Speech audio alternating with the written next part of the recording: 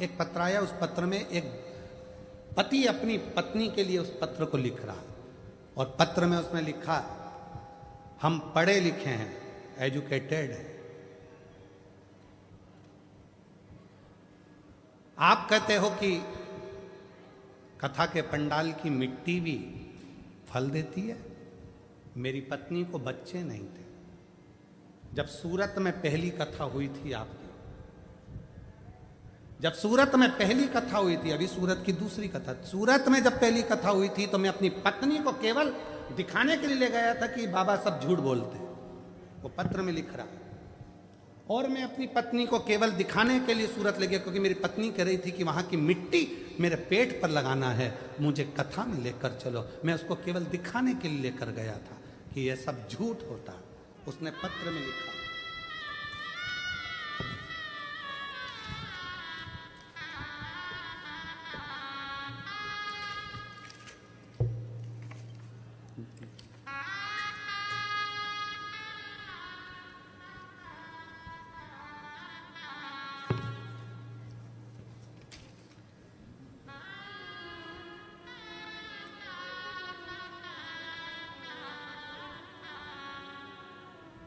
मेरा नाम मुकेश भाई है, मैं गांव करमड़, जिला सुरेंद्र नगर, गुजरात का रहवासी हूं, और मेरा मोबाइल नंबर ये है। मैं आर्मी में नौकरी करता हूं, भटिंडा में मेरी पोस्टिंग, पंजाब भटिंडा में मेरी नौकरी है। कहीं बैठे हों आप ही हैं, ऐसे हाथ हिला दो एक बार, हाँ वापिस हाथ हिलाओ, आ जाइए। बच्चा आया है साथ में, हाँ ले आइए। मेरी भटिंडा में नौकरी है, मैं आर्मी में हूं। मैं आप पर भरोसा नहीं करता था, मैं नहीं जानता कि पंडाल की मिट्टी क्या इतनी बलवान होती है।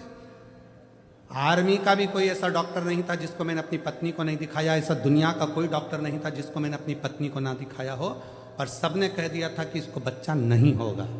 तब पत्नी ने जिद पकड़ ली कि वो सियोर वाला बाबा कहता है कि कथा के पंडाल में बैठकर जो मांगा जाता है वो मिलता है। सूरत में कथा थी, मैं आया नौकरी से, पत्नी को लेकर उसकी जिद के पीछे उसको कथा में ले गया। पंडाल में जगह नहीं थी, पीछे बैठ गए। उसी मिट्टी को पत्नी ने कहा, लाओ मुझे उठा कर दो, मैं पेट में लगाऊंगी। पत्नी और मैंने मिट्टी उठाई, श्री शिवाय नमस्तुभ्यम कहकर मिट्टी को पेट पर लगाना प्रारंभ करा, और कुबरेश्वर धाम जाकर रुद्राक्ष चलाए, और बाबा की ऐसी कृपा हुई कि 11/1/2025 को 11:11 पर मेरे घर में संतान की प्राप्ति हुई। ये शिव की कृपा, ये शंकर की उदारता। मैं नहीं मानता था, मैं नहीं जानता कि शिव महापुराण के कथा के पंडाल की मिट्टी भी इतनी पवित्र हो जाती है, शिव नाम उच्चारण से मात्र।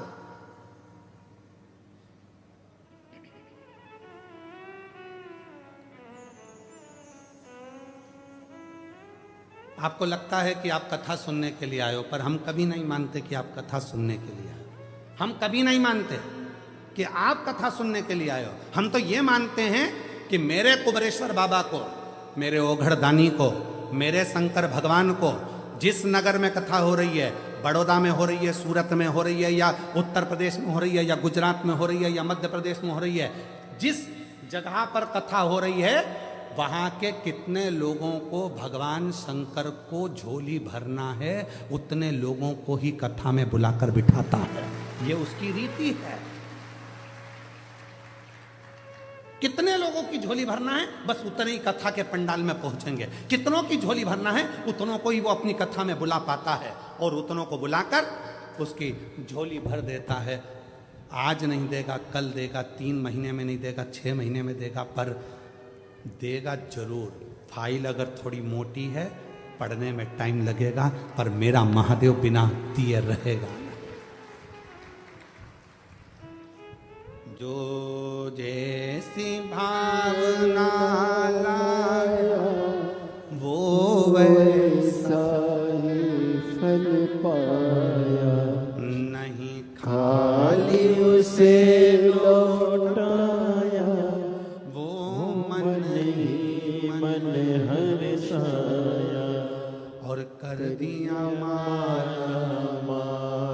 काशी वाले ने, लुटा लुटा दिया भंडार काशी वाले ने।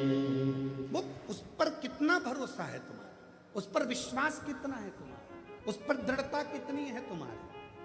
आप किससे आस लगा कर बैठे हो, आप किस पर भरोसा। शिव महापुराण की कथा कहती है, भगवान शंकर का चरित्र कथा है, शिव तत्व कथा चल रही है। आप सीहोर वाले महाराज को सुनने के लिए नहीं आए हो, ये मन से निकाल देना कि हम भगवान शंकर का पवित्र चरित्र कह रहा। सीहोर वाले बाबा को सुनने के लिए आए, भगवान शंकर का पावन चरित्र वर्णन करता तो कभी शिव पुराण भाजता ही नहीं है। भाजता तो वो कोई व्यापार, कुबेरेश्वर महादेव, कोई दुकान, कोई फैक्ट्री, सामर्थ्यता नहीं है किसी की। आपकी ठीक नहीं चल रही है, आप ठेला लगा रहे हो, सब्जी की दुकान लगा रहे हो, कोई दुकान खोल कर बैठे हो, कोई फैक्ट्री लगा कर बैठे हो, कोई व्यापार कर रहे हो और उस व्यापार में तुम्हें आनंद नहीं आ रहा, बहुत तकलीफ चल रही है, बहुत तकलीफ, सब कुछ करता है लिया पर तो तकलीफ मिटी नहीं रही। उसकी तो थोड़े दिन उसकी दया, थोड़े समय किसी भी शंकर के मंदिर में बटकेश्वर महादेव के नाम से एक बेलपत्र चढ़ाने का तरीका जरा समझ लेंगे। आप अगर जिस दिशा में खड़े हो, अगर आप शंकर के शिवलिंग के इधर हो तो बेलपत्री का डंडी का मुख आपकी ओर होना चाहिए। आप इधर हो तो डंडी का मुख उधर हो, आप उधर हो तो डंडी का, आप इधर है तो डंडी का मुख इधर।